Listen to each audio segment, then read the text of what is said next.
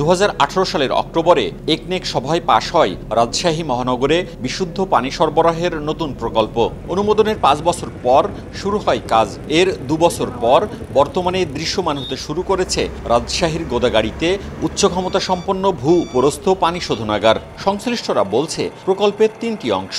গোদাগাড়ীর পদ্মা মহানন্দা নদীর মোহনায় intake point, water treatment plant এবং পবা উপজেলার হরিপুরের বুস্টার পাম্প স্টেশনের কাজ চলছে সমান্তালে।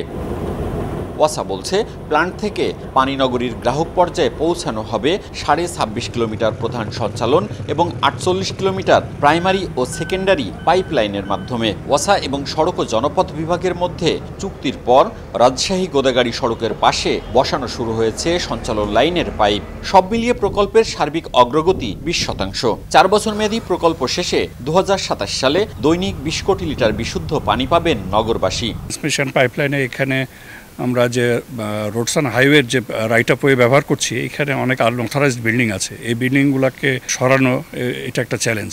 এইটা যদি আমরা কাটিয়ে উঠতে পারি, আমি আশাবাদী যে সঠিক সময়ে আমরা প্রকল্পের কাজ শেষ করতে পারব।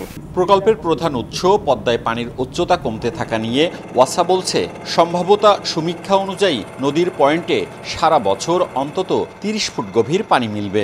এই প্রকল্পটা ফিজিবিলিটি স্টাডি তখন করা হয়েছে ডিস্ট্রিক্ট ওয়াটার মডেলিংয়ের মাধ্যমে। আমাদের যে 50 বছরের যে ডাটা আমরা কালেক্ট করেছিলাম, সেই অনুযায়ী আমরা আশাবাদী যে এখানে আমাদের পানির প্রাপ্যতার কোনো ঘাটতি হবে না।